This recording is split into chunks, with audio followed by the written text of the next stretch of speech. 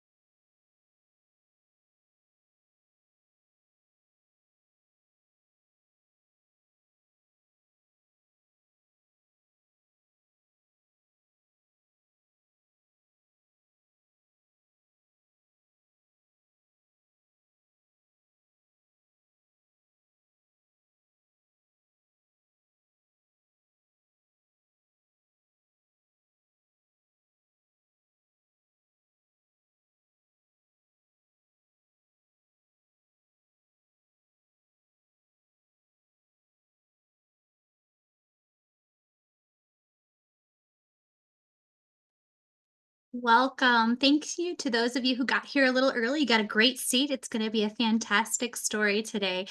Feel free to grab your favorite comforting beverage as we get ready to start at the top of the hour. And please use the chat to chat with your colleagues as we're getting started.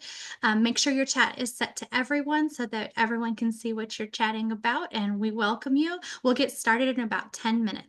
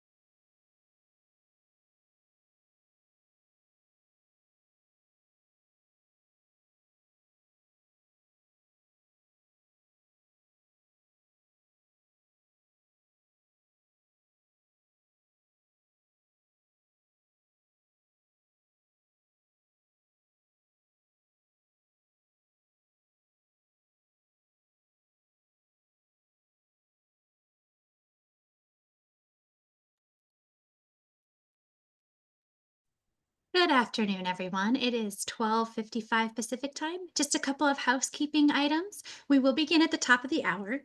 To open your chat window, click on the bottom toolbar at the lower end of your screen, and that chat icon will launch the chat. We do encourage you at this time to say hello and chat with other participants while we're waiting to begin. Be sure that your chat is set to everyone. As a quick announcement, as indicated in the registration for this gathering, by attending the Zoom webinar, you acknowledge that this session is being recorded and may be used for future UAGC presentations.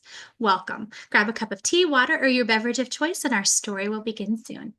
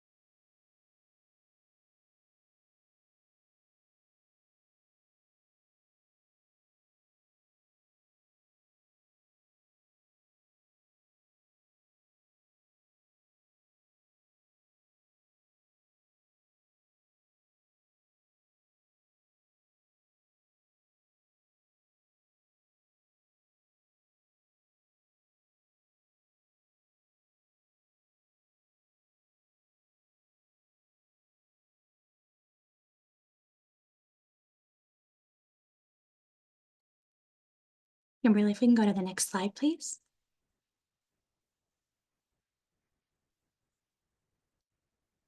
Thank you. Welcome, everyone. We know you have many choices when selecting your professional development. We're going to go ahead and get started with our Ed Talk today. Before we officially begin, it is as indicated in the registration for this gathering. By attending the Zoom webinar, you acknowledge that this session will be recorded and may be used for future UAGC presentations. A formal welcome to you. We know you have many opportunities here at UAGC and beyond, and we're happy that you chose to join us today as the UAGC Department of Education and Liberal Arts proudly presents to you Ed Talks. I'm Dr. Jessie Upshaw, and I'm honored to lead the Professional Development Committee of the Department of Education and Liberal Arts here in the UAGC College of Arts and Sciences. I'll be your host this afternoon. Today, we are here to commemorate the regular season finale of our 10th annual Ed Talks series. For those of you that are new to Ed Talks, it's not your traditional professional webinar, and I'm sure you're going to enjoy what's to come. Our 2024 Ed Talk series is entitled Flourishing in Open Access Education, which examines supporting students and colleagues in open access environments through the lens of positive psychology. Each story takes the work of Martin Seligman's Flourish, a visionary new understanding of happiness and well-being, and considers the relationship between well-being and the contemporary culture of open access or open enrollment higher education. Here to explore and extend our journey towards supporting well-being with her story of joy economy, politics redefined, is Dr. Kimberly Luke. As you listen to Kimberly's story, you might listen for your call to action to share your practices that promote growth and supporting well-being in your classroom and interactions with your students and your colleagues. Or perhaps you'll find a new practice that her story or our discussion sparks for you. Kimberly, will you come on camera and say hello as I introduce you? Absolutely. So glad to have you here, Kimberly. I'm excited to introduce Dr. Kimberly Luke, a historian specializing in modern European and Middle Eastern history. With over 8 years of experience as an adjunct professor, Dr. Luke joined the liberal arts team here at UAGC in 2022. Beyond teaching, she has worked as an archival assistant and reference specialist at the Institute on World War II and the Human Experience. In her free time, Kimberly enjoys watching movies and TV with her family, especially with insights from her brother, who is a screenwriter and director. Another fun fact about Kimberly is her favorite color is yellow. Thank you so much for being here today, Dr. Luke. Thank you. I'm looking forward to it.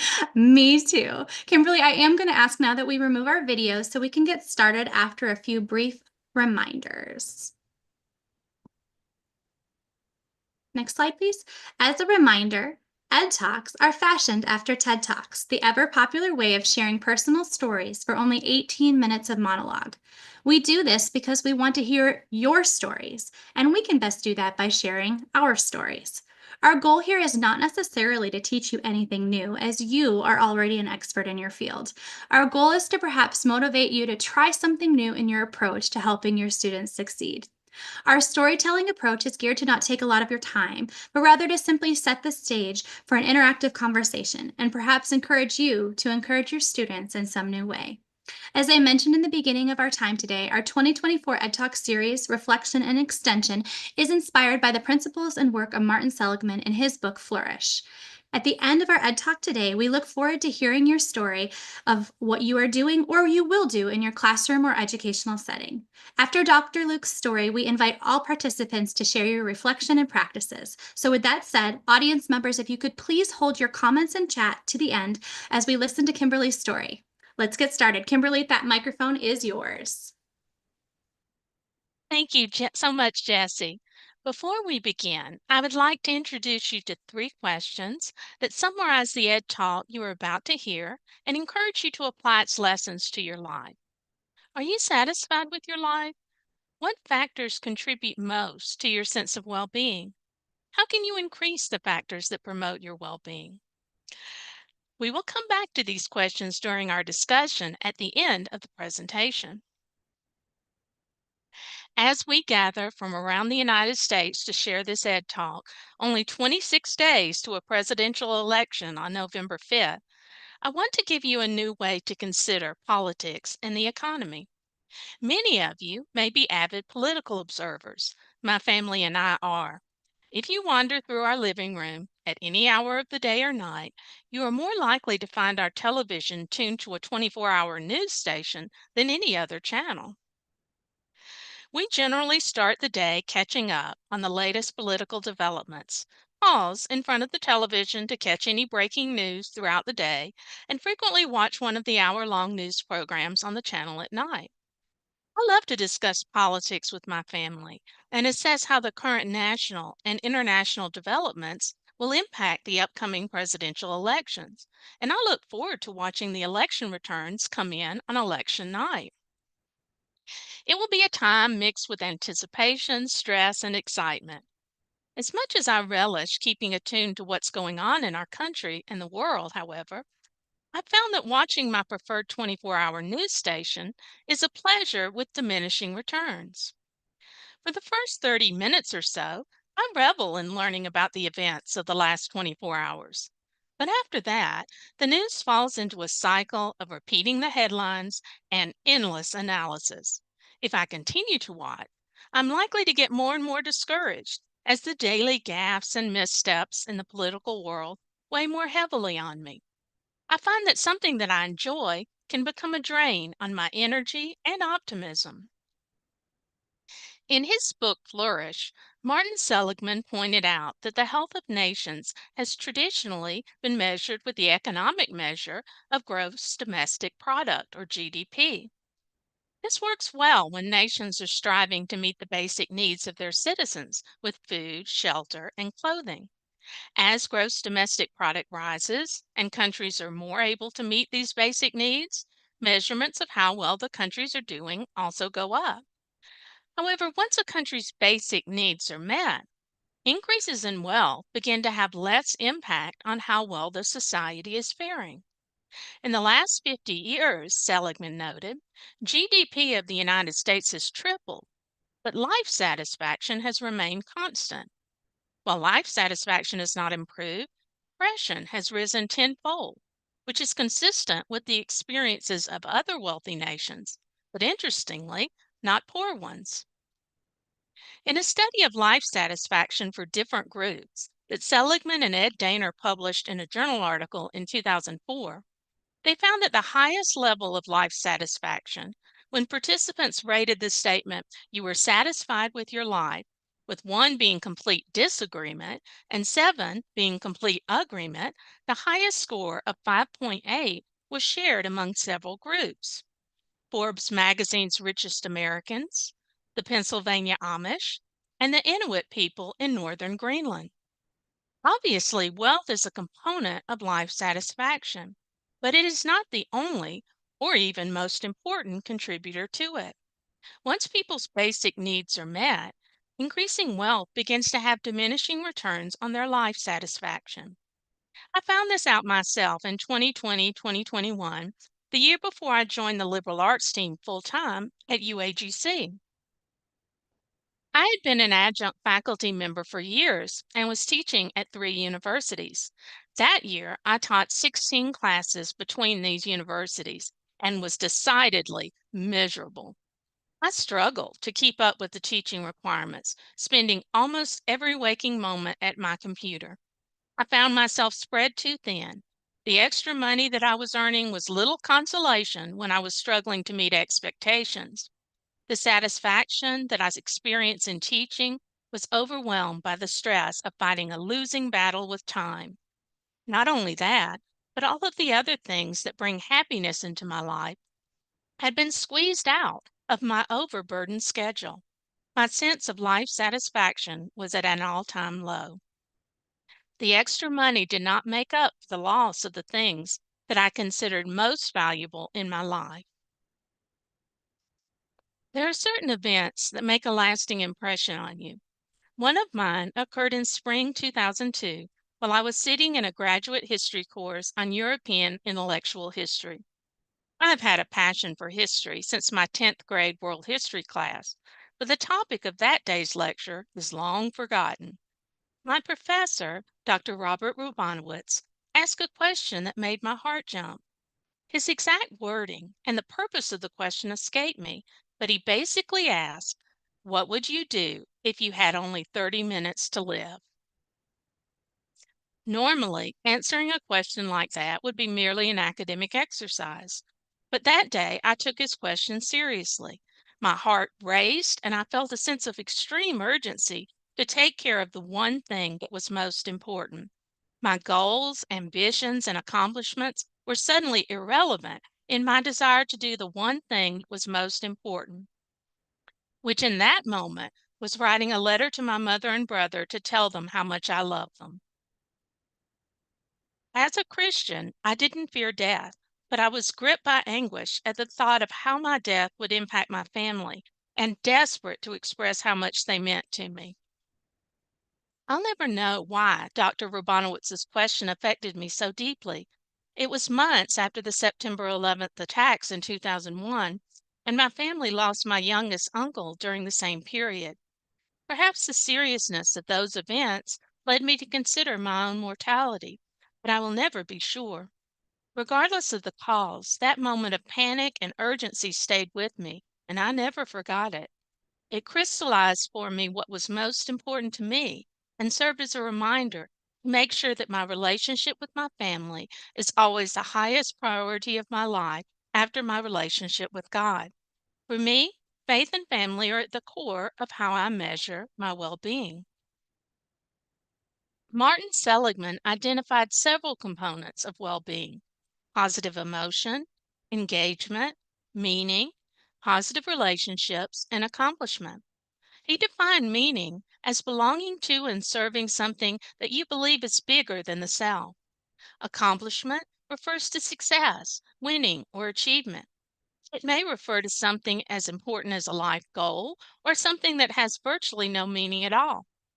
I like to play Candy Crush on my phone when I take breaks. It is a nice escape from serious work, but I gain no great benefits by playing. If you asked me what I've gained by completing more than 1,300 levels, I would be at a loss to tell you. Nevertheless, I enjoy it, and achieving the next milestone, whether at level 10 or 1,300, is quite satisfying. Positive relationships refer to interactions with others. Have you ever told someone that a television program was so funny that you laughed out loud even though you were sitting in a dark room by yourself? The reason that is significant is that we are less likely to laugh aloud when we are alone and more likely to laugh aloud when we're with others. There are a number of television programs that my family enjoys watching together. While I would list them as my favorite shows, often I will not watch them when I'm alone. They are just not as enjoyable unless they are shared with others. These anecdotes, though simple, point to the value of positive relationships in our lives. Have you ever faced a major stress in your life? If so, reviewing the elements of well being can help you put that stress into perspective. The financial crisis during the first decade of the 21st century provided a case study for Martin Seligman to put his theory of well being into practice. Nearing retirement with a large family and a diminishing life savings caused him to take stock. While the financial situation definitely did not create positive emotion, he realized a loss of wealth would not diminish the meaning and engagement that he enjoys through his family and work. Having less could actually improve his relationships because with less income, his family would likely do more together, like cooking instead of eating out. He recognized that he would pursue the accomplishments of his career whether he was compensated well for them financially or not. In sum, he recognized that even with greatly reduced financial means, the well being of himself and his family would not be significantly diminished. Seligman realized he was much more than his bank account, and his well being, while influenced by his financial situation, was not defined by it. Our students at University of Arizona Global Campus have many competing responsibilities vying for their time. A child's illness, a work trip, or the health problems of a parent can feel like the last obstacle in a sea of responsibilities that threatens to overwhelm them. It is very easy for them to adopt a win lose mentality that sees the next assignment or final paper as the ultimate cause of success or failure of their dreams. But as faculty and staff, we have the opportunity to help them put their educational journeys into perspective and recognize that their well being depends on much more than a final project. An assignment or a final paper are important milestones along their educational path, but one grade or one course should not be the deciding factor in measuring their accomplishments. In 2003, I taught my first college course, Middle Eastern Civilization, at Florida State University. It seemed that I had been preparing to teach all my life as I look back on a childhood filled with preparing lessons, complete with answer keys, for the line of dolls lined up neatly around the edge of my room. I looked forward to putting into practice all I had learned from amazing teachers and professors who had encouraged me throughout my life. My mentor's comment, however, didn't fit with my expectations. Dr. Peter Garrettson, who had taught all the Middle Eastern history courses I had taken, calmly shared that I would make mistakes. Well, this was a decided splash of cold water on my otherwise optimistic outlook. I thought to myself that I didn't want to make mistakes, that I wanted to do everything just right. I was sure that plenty of preparation, an excellent education, and a genuine desire to reach my students would be more than sufficient to carry me successfully through the course. But Dr. Garrettson was right. I did make mistakes. I wasn't confident in my ability to lecture, so I crowded too much information into my PowerPoint slides and stayed glued to the podium and my very detailed notes. But that class wasn't a failure. My students were engaged and patient, and my skills increased. For the next class, I decluttered my PowerPoints and felt more comfortable in front of the class. Most importantly, I learned that my journey to become the teacher I aspired to be was not one with a clearly defined endpoint. There was no finish line with cheering crowds ready to escort me to the winner's circle. Instead, through stops and starts, there was forward progress, but it was slow and measured, with an occasional stumble that forced me to make up for lost ground. Our students too often find their educational journeys more complicated than they imagined. With a half hour until the assignment deadline, they may feel that they have been thrown into the deep end of the pool before their first swimming lesson. Our culture of care policy provides short-term support, the life jacket, that allows them to stay afloat long enough to make it safely to the shallow end. At these times, I like to share my own winding journey to success to help my students recognize that they too can overcome the obstacles in their path. Shining a light on the things they have accomplished can help them regain their perspective and recognize that their well being is not defined by a single grade or a late assignment. I would like you to think about your own well being for a moment. If you had to rate the sum of the positive emotion, engagement, meaning, positive relationships, and accomplishment that you have in your life, what would that rating be? What components are most important to your satisfaction with your life? How can you do more to strengthen those components? During the hectic pace of life, it is easy to get caught up in the noise and lose sight of the things that are truly important. It is human nature to identify differences and to form groups based on common traits. Sometimes the most trivial characteristics can be a source of identification, with people lining up in separate camps over McDonald's versus Burger King, Chevrolet versus Ford, and Coke or Pepsi. In a highly charged national election, it is particularly easy to choose sides and forget the common ground that we share. As you make your political decisions in 26 days, I urge you to identify the things that are most important to you, those that increase your well being and the well being of others. Then recognize that others' priorities may be different than yours, or that they have different strategies for achieving them. We won't all experience victory on November 5th, but ultimately, this election and all the subsequent ones will only have so much influence on our well being. No matter the outcome, I hope that you wait with a light heart on November 6th, determined to pursue the things that truly matter to you. Back to you, Jessie. Kimberly, thank you so much for sharing your story with us. Your reflections on how we can integrate those economics and politics with the PERMA model, as well as focusing on those values of joy and deep and everything deeply resonate with Martin Seligman's Flourish. And your question of what would I do with only 30 minutes to live will stay with me just as it did with you. In fact, I think I'll be journaling about that tonight. As your personal story illustrated and brought to life for us, Seligman does emphasize that well-being is not solely an individual journey, but should also form broader societal measures. By framing national prosperity around PERMA, that positive emotion, engagement, relationships, meaning, and accomplishment, rather than the traditional economic metrics such as the GDP, Seligman does challenge us to consider how policies can elevate not just material wealth, but also collective joy and meaning. For those of you that are here today, as we open up the chat lines to consider your takeaways from today's story, let's frame our discussion. What are you currently doing in your practice to support student success? And what are you inspired to do next?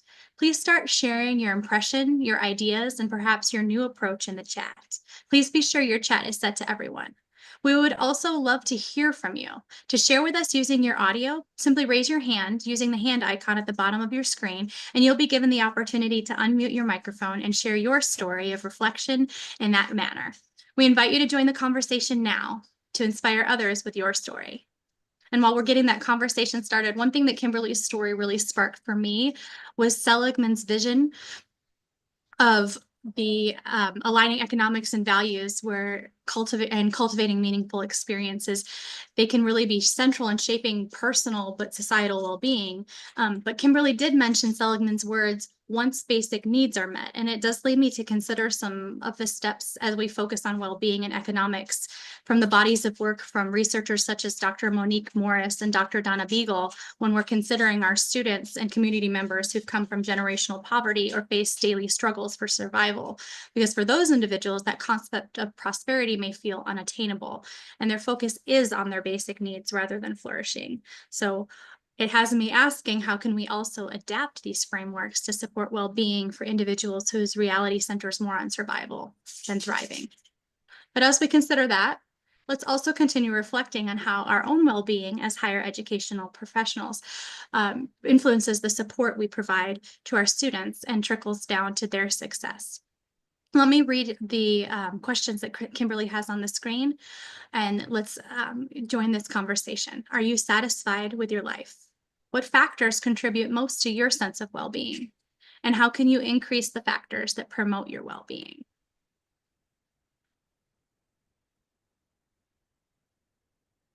I see some accolades for you here in the chat, Kimberly.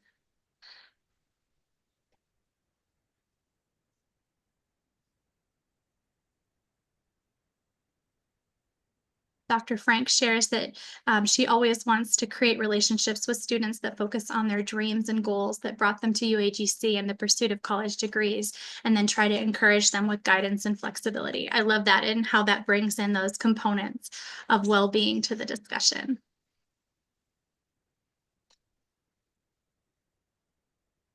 One thing that I thought about as I was doing this was there had been many times in my life where my family was really struggling financially, and it was terrible, stressful times, and often survival was the main thing on the agenda.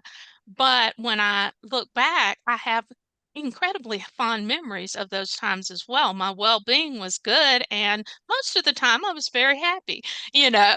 So it I think one thing that resonated with me was, I always felt as a student that that one next paper was the be all and end all. If I didn't get this one done, it was all for nothing. And I think our students do that a lot of times, and we have to remind them that, hey, you've got an amazing amount of work behind you, that this one late paper isn't going to break it all.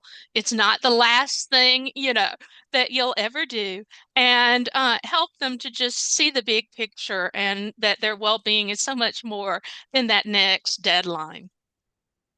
I love that, Kimberly, and Dr. Fink also seems to highlight that exact thought. It was a mutual moment of mind. You guys jinxed. Loves that you reminded us to remind students that one grade or one class does not define them, and isn't that the truth? That is not the definition of well-being or success. Dr. Carpenter shares in the chat, thinking that students will remember courses where they felt their instructors heard them, cared for them, and valued them as people, not solely because of the grade they earned. And that sparks true in my memory of being a student or all of my interactions in the past. I remember how I felt and where I was in those environments. I don't remember my grades. I appreciate that, Dr. Carpenter.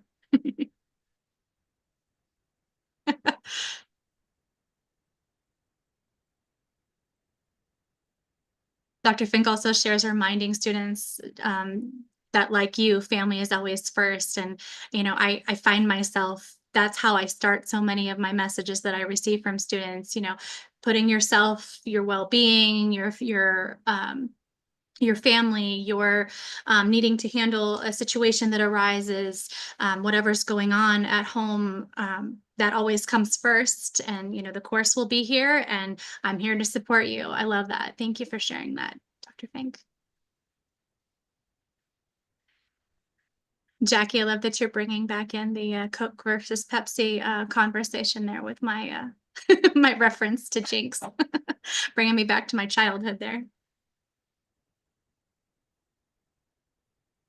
No, it's so funny because I was always a McDonald's girl and I was a child. I would watch where they would change the sign and, it would have, so many million served. And I was always so pleased when that went up.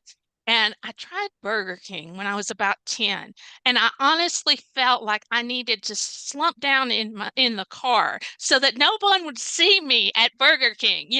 I felt like I was a total horrible person for cheating on McDonald's. But it's amazing how those things stick in your brain. Oh, that power of advertising when we were children. Yes. You and I are about the same age. Dr. Atkins shares in the chat, one thing that really resonated with her of your story, Kimberly, was when you realized that your busyness took away from the things that were most important to you. And sometimes we all do, and Dr. Atkins mentions, puts too much on our plate. And when we do that, it tends to impact life satisfaction. So finding that balance is key and something we share, what we need to model and share with our students, as Dr. Atkins indicates here, when they're feeling overwhelmed, that balance, finding the balance and finding a way to model that and support them through that. Thank you, Dr. Atkins. And that actually reminds me of Seligman because they did a lot of work with the military. And one of the generals that he works with, when asked to explain her life theory, she's like, a 1, 2, and 3, drop 3. And I think it's really important to take a little time to say, well, what is really important about what I'm doing right now? Because so many distractions can really push those things out and off of your focus, and just being able to refocus.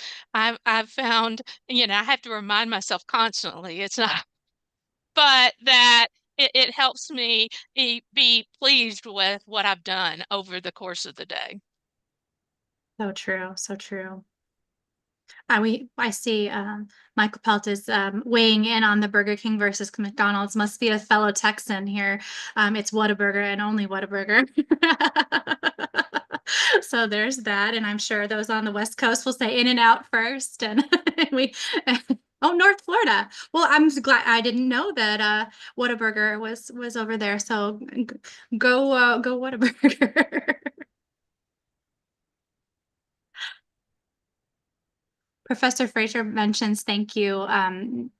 She tries to make an effort following up with students who have shared problems in their lives and struggles in school, and just making sure that we continue that conversation if it's mentioned in passing is so important. Professor Fraser, feeling that those professional relationships can go a long way, and we know that that's the basis of all we do as educators and support personnel for higher education, as developing those relationships and supporting our students. Thank you so much for reminding us of that, Professor Fraser. I love that because so many, of our students, just recognizing them on a personal level often opens them up to say, oh, I'm not just a number in this class. I'm uh, someone who's important. And I've I'm amazed at how many times my students will respond back to me if I begin something about their family or how are they doing with the weather that's going on or whatever, when they normally wouldn't. And on that note, your comment on the weather and Michael's comment on North Florida, our hearts do go out to the region of the Southeast right now who's recovering from significant weather. So I would be remiss if I didn't mention that during our talk. Speaking of well-being, our thoughts are with you all. You also have a comment here from Professor Kenyon, just thanking you for a great ed talk and how many great insights for us to reflect on. And that's the beauty of an ed talk, is you can keep thinking about the concepts and how they apply to your classroom and what the next steps are. And she mentions what a great point to support students putting work for a course into perspective and making sure to keep ourselves student-centered. So thank you for that, Professor Kenyon. Right, I see our chat is settling in. So I will say that this has been a fantastic opportunity to reflect, and we really appreciate your story.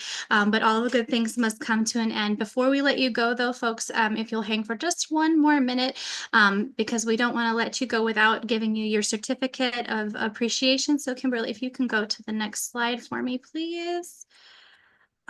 You'll see I just put everything in the chat as well, but please reference the chat box or the QR code on your screen for a link to the Ed Talks homepage, where this recorded Ed Talk will be archived for future viewing, along with certificates of participation, as well as the link to the strengths survey that has been referenced in our 2024 series. You'll also find the link to the Ed Talks homepage in today's invitation.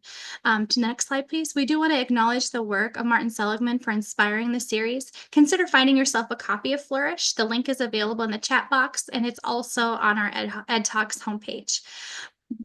While this marks our regular season finale, we do hope that you will join us for our encore presentation at UAGC's TLC conference on Wednesday, November 6th for our Ed Talks at TLC session, Flourishing in Open Access Higher Education, a Faculty Perspective. Please visit the link shared in the chat, which is uagc.edu/teaching-learning-conference to register for the conference.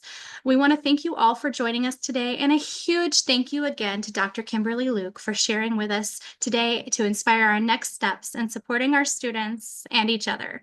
I also want to thank our Ed Talks coach and my amazing co-host, Dr. Jackie Kiger, for all his impact, not only for this session, but over these last 10 years that we're celebrating of Ed Talks. On behalf of Assistant Dean Dr. Denise Maxwell and UAGC's College of Arts and Sciences Department of Education and Liberal Arts, we wish you a safe, healthy, and impactful October, and we'll see you at UAGC's TLC in November. Take care and be well. Thank you.